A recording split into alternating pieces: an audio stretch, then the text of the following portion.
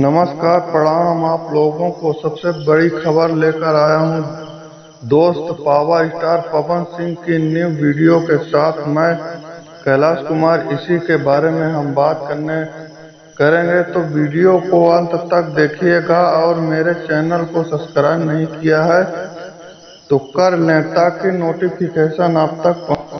चलिए हम बात कर लेते हैं कि पावर स्टार पवन सिंह का एक देहाती सॉन्ग आने वाला है, जो कि सावन के पहले ही शूटिंग हुई थी, लेकिन सावन आने के वजह से रिलीज नहीं किए हैं।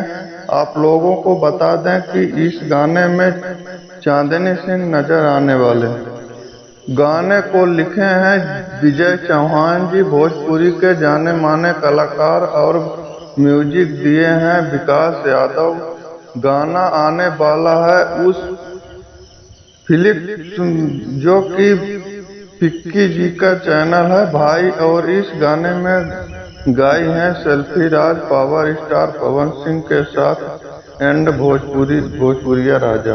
आपको बता दूं कि गाने का नाम धनिया ए जान। ये गाना आज रिलीज होने वाला है मेरे दोस्त। बहुत ही मस्त गाना, देहाती इसका फ्लेवर है, और दोस्त भाई मजा आ जाएगा। इस गाने को सुनकर मजा नहीं आया